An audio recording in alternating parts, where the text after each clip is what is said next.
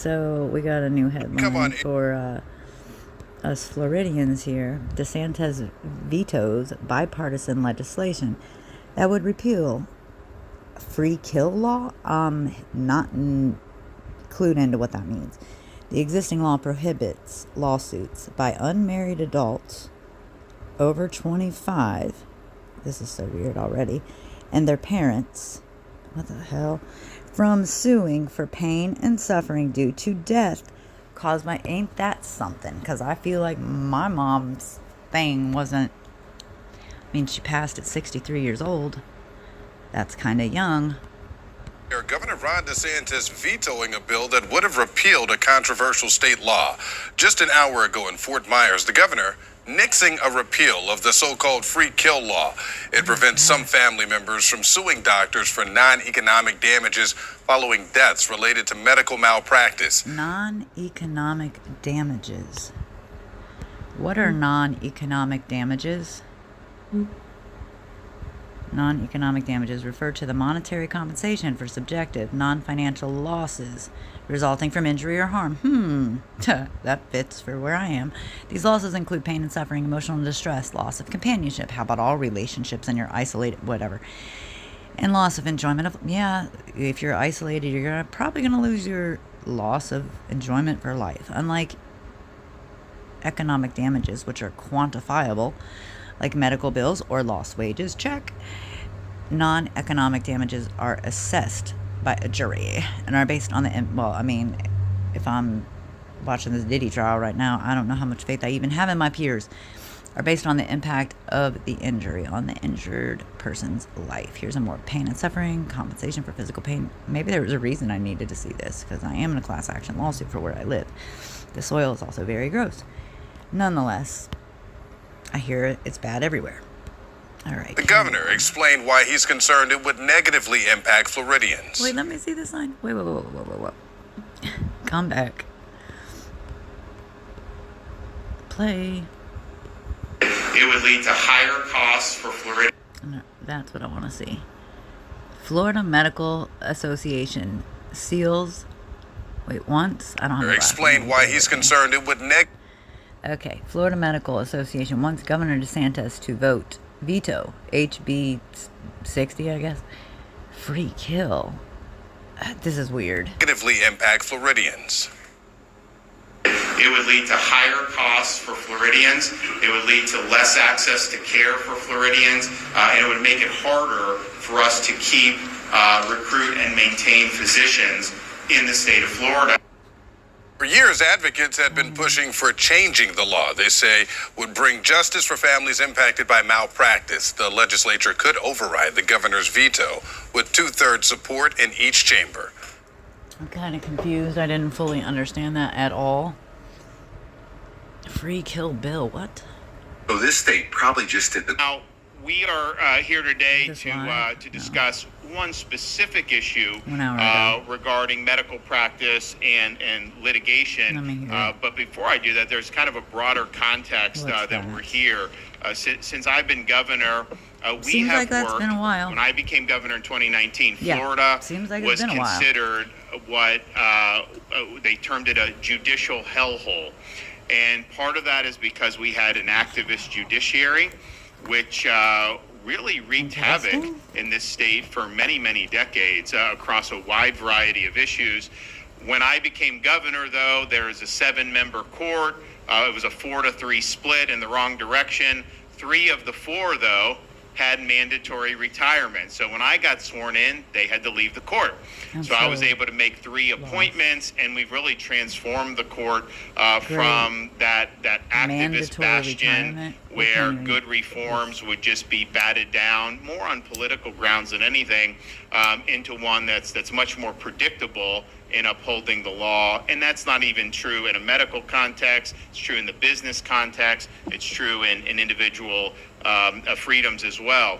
So that really, the Supreme Court change was absolutely huge. And there have been things that have been passed by vote. Okay. I'm all like Kill Bill, and I have that movie in my head from Slick Dissident. Shout out, thanks. Well, no, he does put a lot of stuff together with his, as my Cherie would call, what does she call it? Whisper language, something like that. But I was seeing Kill Bill. Kill the Bill. Okay. Voters in the past many decades that court would nullify effectively, and then the legislature would do a lot of things and they would nullify. So those days are over, and that effectively ended judicial activism in the state of Florida just my first month in office. Judicial but activism. We also had the fact that Florida was a haven for frivolous litigation. And, there are times when people's have a lot of rights money. are at stake, people have been harmed. If people didn't have a lot of money here, this is not a state for those like myself at the moment that are could use assistance. This is not the place to live for that. So I would have to just say, yeah, I bet this state was a hotbed for judicial advocacy within the litigation of all these wealthy people suing each other for stupid reasons. And you wouldn't be able to do it in a poor place because nobody would have the money to sue anybody. Have every right to go into court and to seek compensation. But what happens is that when you have the floodgates open, there's an And let me tell you what happens. I didn't go into any court, but my mother did have an insurance policy that I should have got something from. How about even at least the $12,000 that I have, the receipts of, that she paid into it? That's just from her living in Florida time. So make it make sense. It doesn't. Anyway, I didn't get any of the money that I was supposed to get when she passed away at the ripe age of 63, literally 2 months after her 63rd birthday. For lawyers to bring cases knowing that if someone sues you, even if you are 100% in the right, just the cost of having to defend that can be very, very prohibitive. Yeah. And so, shout out that surprise witness, or BJ Investigates. She's 100% in the right, and it's costing her a fortune to defend herself. So a lot of times, if lawyers drive cases, it's cheaper for you to do a settlement, even if you did anything wrong. This is also quite interesting since the Diddy trial is going on right now, and that's consistently been brought up. The whole fact of the matter of, she got a settlement. Well, settlement isn't a settlement, maybe helpful, but it's definitely not justice. Wrong, because taking it all the way to verdict, and if you win 100%, you had to pay all these fees for attorneys and for defense, you really didn't win just much to be able to effectively show that you weren't in the wrong at all. So that creates a lot of distortions in the economy and medical practice. It imposes costs on our economy and our society. It don't look good for and y'all. Certainly we've seen things like auto insurance rates and things of that nature driven in large part because Florida had been such a haven for so many litigation and really would earn that moniker as being a litigation nightmare.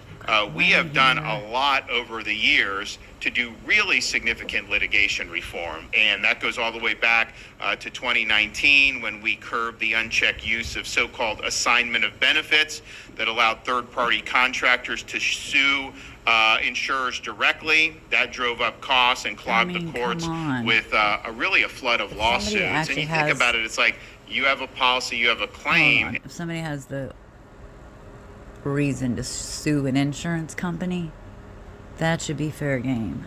And this becomes like a cottage industry to assign that benefit and this and that clearly got out of hand. So the legislature was able to pass legislation I signed to curb that. I'm very confused we also continued to build off that in 2021 and 2022 with reforms to how property. I will give him props on this.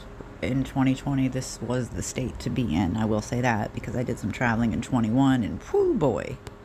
Insurance litigation has happened, and basically Florida was one of a few states that said if let me just guess, one of the wealthier states where people can do this. But somebody sues and they win, then they get attorney's fees. But if they sue and they lose, the other side does not get attorney's fees. Well, that's a major incentive to bring litigation, and so that is not free. That imposed costs. As those costs are put through the system, That helped. Clearly, that's not free. I mean, just to retain a lawyer for something simple is like $1,000, more than that probably these days. Drive the price that people pay for normal products and the premiums that they pay for that. So that had been something that had been very difficult to do, and yet it's now been a little more than 2 years since those insurance reforms were done, and the results are S&P Global said in 24, the first full year that was in effect, Florida had the lowest increase in property insurance in the entire country out of all 50. Who would have thought that? And the reason is just because you're removing this incentive to litigate even when there really shouldn't be litigation. It makes it less costly. That's why so many people are coming in to do business in Florida. California, they're all leaving for insurance. Like the people that had the fires, they're leaving. Florida, we've had companies moving in since these reforms. Who would have thought that? This is a state that's the most complex insurance market for property in the country, maybe even in the world. We've had 6 major hurricanes in 7 years. I know people in Southwest Florida are very familiar with the last few years in particular. And yet, so far this year, you're basically seeing the rates be stable. You haven't seen them go up 30% like they were. Maybe not, but whatever happened to the Gulf Coast of Florida, like Treasure Island, Indian Rocks Beach, etc., because from what I understand, they're told they can't rebuild their homes, and here's a check for $750 for losing your beachfront home. I don't know about interest rates or whatever, but I know that part wasn't cool. Prior to these reforms. I mean, we got more money in 2020 just because. I mean, I actually made more money that year working than any other year. Is weird, I know, but I also got those $1,200 whatever payouts. The only time I believe in my life I got a check from the government like that. So that's something that's been. And go figure, I really didn't even need it then. I could use it now. Meaningful. It has added stability. You have seen more people come into the market. There's just no question that that's the case. Then the following year, 2023. The legislature passed and I signed a broader tort reform and litigation reform, even outside the context of property insurance, and that I think that's had, people could tell you, small businesses. It's had a positive effect here, but on auto insurance rates. So far this year. This is my question. Business owners, because this is news to me by like literally maybe not even a week. It isn't a week. But I found out this past Friday, and today is what, the 29th, that downtown Clearwater, which Clearwater is not a big place anyway, but so all of downtown Clearwater, there are only 3 businesses there that are not Scientology owned. And the people of Clearwater are not loving this. This all started way back when, like in the 70s, definitely 80s. I mean, they went to Fair Game Town, let's say, on like the reporters that first busted the story, Tampa Bay Times. I forget the woman's name, but they made her life a living crapper shoot. The mayor of Clearwater back in the day was wondering, like, why are there all these people dressed in black walking up and down the road with Billy, what are those things called? It's been so long. Billy clubs. Like, what is all this about? And back in those days, the Scientologists were buying up all of the land, but doing it with cash and doing it for double the property value. And they weren't like buying it as Scientologists, everyday people. So that's way back in the 80s, okay? I moved here in 2000 and I knew of the Scientology presence. Over the past several years, well, I'll put it this way, 2019, as this guy is pointing out when he stepped in. That's interesting. I hadn't even thought about that. I wonder when. Anyway, I didn't know this. I thought that Scientology had bought up all the property. I didn't know a lot of this went down in 2019. but a ton of property, like a ton. If there's only 3 businesses left in the downtown Clearwater area, that should tell you pretty much everything you need to know about how much Scientology has, grabbed up all the land, and not by the people of Clearwater's choice at all. They do it very sneakily. And this past Friday, matter of fact, Aaron from Growing Up in Scientology was out there protesting. I need to go join him in front of the Fort Harrison. And there's all these random people that are like going into the building, and I'm like, no, those people are too happy. They're not going in there. Like we were trying to guess, you know. I was watching his live stream, and I'm like, no way, they're too happy. But then they went in. Come to find out, there's a reason for this. Membership is so low with Scientology right now. They have a lot of money, but not a lot of members.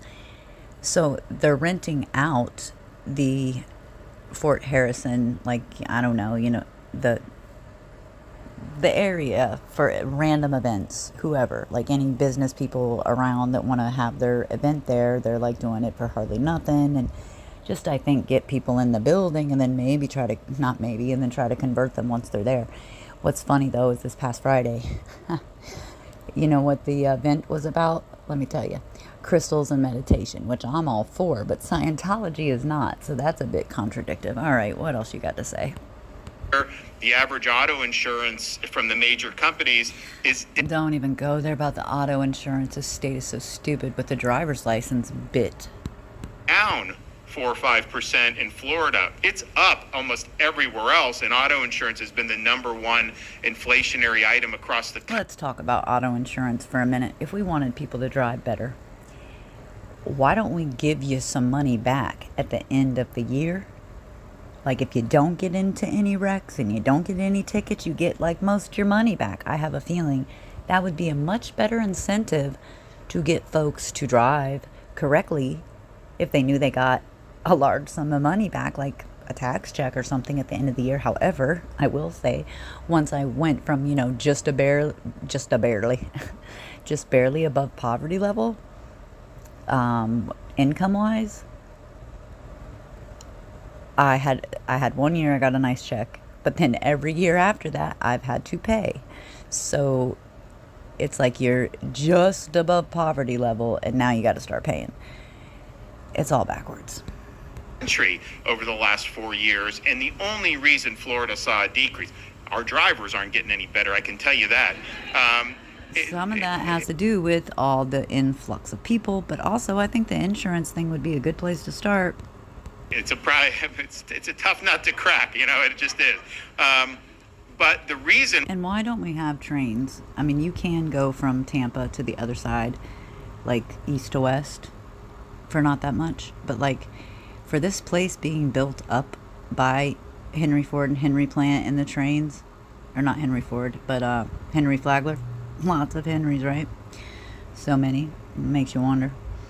That we would have trains here, there, everywhere. We should be able to make it make sense again. Why? Is because of the litigation reform. I mean, that's the reason why. And you talk to any company, why are they able to offer more affordable rates? Well, it's because we've removed the incentive to litigate first and ask questions later, and that has reduced costs throughout the system. So this has been a lot of heavy lifting. There have been people that have been involved in Florida government and in the political scene for like 25 years who've been trying to get legal reform to get us more in line with what works. And, you know, you can see some of these things in different parts of the country.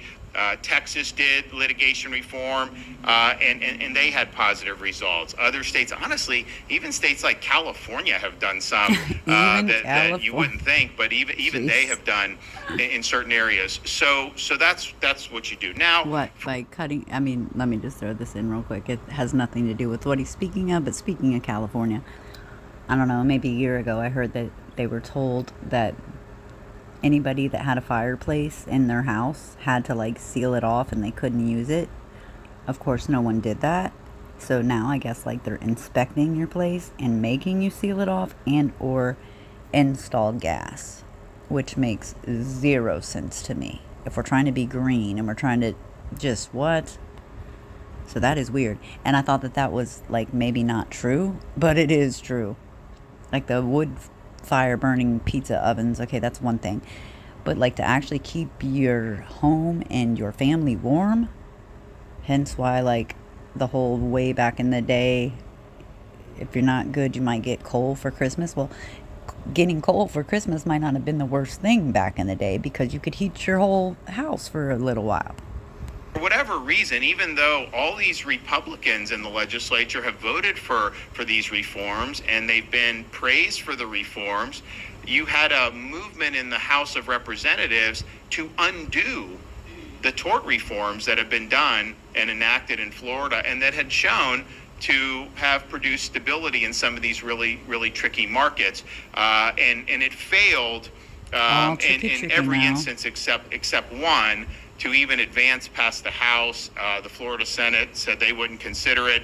I was not going to support what they were doing. Now, the one bill that they did was a bill to undo legal reform and tort reform. Not anything that was done under my tenure, though, something that had been done many decades ago in the early 1990s when Florida was facing a crisis in malpractice insurance premiums and lawsuits that were driving premiums high. Physicians were leaving the state. It really had a bad impact on access to care. So the Florida legislature... I don't like the way the care is set up now. Like, good luck just finding like a doctor's office, like a MD that's not involved with the clinic. I mean, do they exist anymore? I don't know. Like, that's another middleman now. We already have, overhauled how medical malpractice actions are done in these instances of the wrongful death. And what they did was they did something that some states also do. I think it's a minority of states that have Florida right now. I think it may have been some more at the time.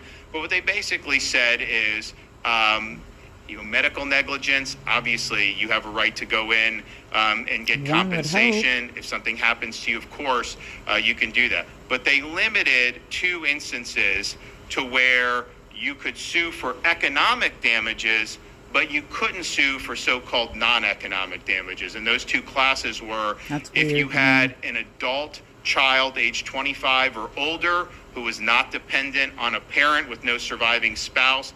If you had an action, that 25 or older independent child could sue and get economic damages, but they could not sue for so-called non-economic damages. And the same would apply if a parent was suing on behalf of a 25 or older minor or child, independent child with no surviving spouse or no heirs. You can sue for the economic damages, but not. And the question is, well, why did they do that?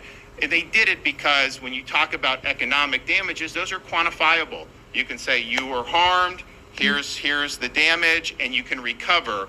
When you do non-economic, it is basically what a jury wants to award. Now, that's something that's very appealing if you're a plaintiff's attorney, because if you can get a contingency fee out of a big award, you can make millions and millions of dollars potentially on an individual case. So it was the legislature's view that limiting to economic damages would be a deterrent. Ultimately, I'm just going to wrap it up right here.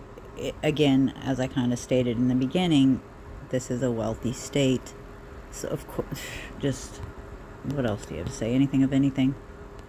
But I think the question is in a case like this, what's the best way to do that? What's the best way to sue somebody? Open floodgates for non-economic damages, knowing you're going to get a lot of lawsuits that are going to be brought against a lot of physicians who weren't necessarily negligent, right? Because, when you're practicing medicine, you can do everything right. You're exactly doing that. You are practicing.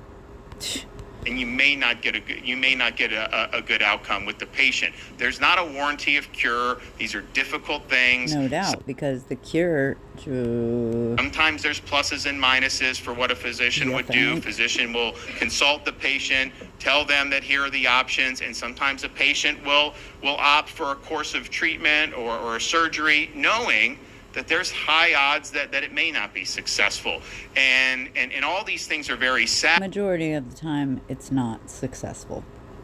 Whether the physician was perfect or whether the physician was not, if somebody doesn't make it through that, that is a tragedy in one form or another, and the loss for a family member, even in someone that's an adult and independent at that point, is real. And I think everybody appreciates that. I think the question, though, is what would this legislation do for costs of health care in Florida, access to care in Florida, and our ability to recruit and keep physicians. And I know you're going to hear from people today, but it's their judgment. It's also my judgment that if this legislation would be enacted, it would lead to higher costs for Floridians.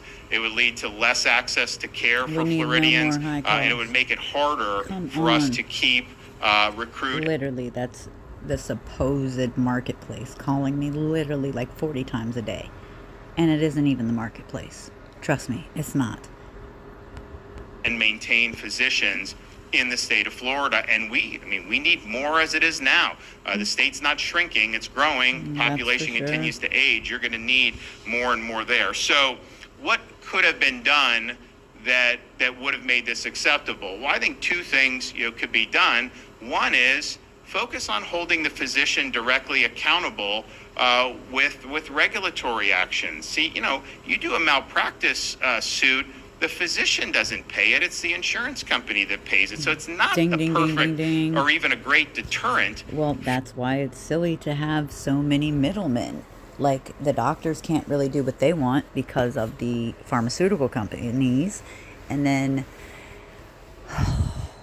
you can't always do also what the doctor might want because of also the insurance companies. So we got the pharmaceutical company, we got the insurance agent.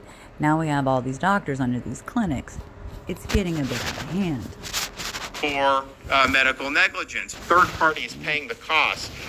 We have disciplinary procedures in place, but if there's ways to do that so that folks are held accountable, I'm all for that. The other thing that can be done to prevent this from opening up the floodgates of a lot of litigation is put caps on the damages. If you want to do non-economic damages, put caps on the amount of damages and cap the amount that attorneys can recover. If you do that, that's wise.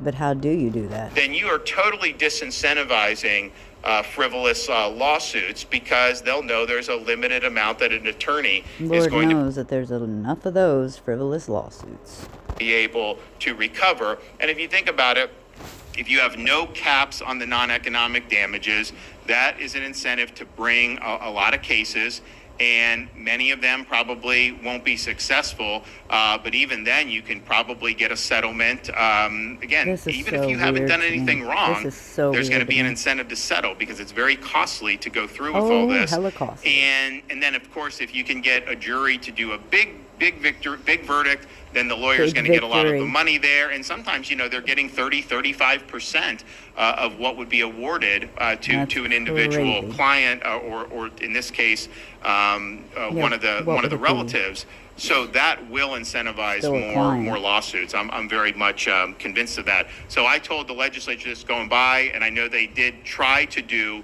a cap on the non-economic damages. So they're opening that up, but capping it.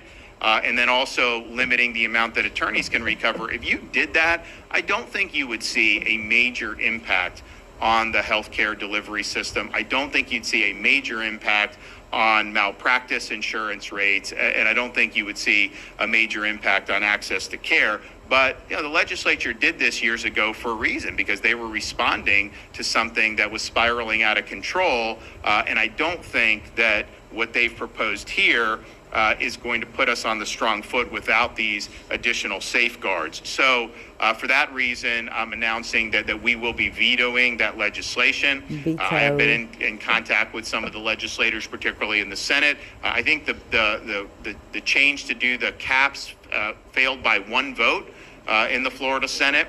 And it was something that was, there's some people that don't want to change this at all. But I think of those people, that's something you can live with if you have some caps on it. So if you look around the country, Florida is a minority that says no recovery in these limited instances for non-economic damages, but the vast majority of state have caps on what can be recovered in terms of non-economic damages. And if you don't have those caps, then you really are incentivizing a lot more litigation to take place in the state of Florida. None of that is free lunch. Somebody will have to pay for it. And unfortunately, I think if this bill became law, I do think the cost would be borne by the physicians who would potentially flee the state, to people that wouldn't have as much access to care, and then also to the cost that would go up. Did he just basically say we are a wealthy state? That's what I got out of it, but I'm still kind of confused. The result of it. And, we consulted a lot of folks that are involved in the healthcare sector, and I think it was pretty much, unanimous that the way this current bill was structured would not have a positive impact on healthcare in Florida, and could potentially have some really significant negative impacts. So I want to appreciate everybody that provided their feedback on this. They were one vote away from doing something that I think was a little bit more palpable for a lot of folks, but it just didn't end up working out that way. So no, I guess it didn't, did it?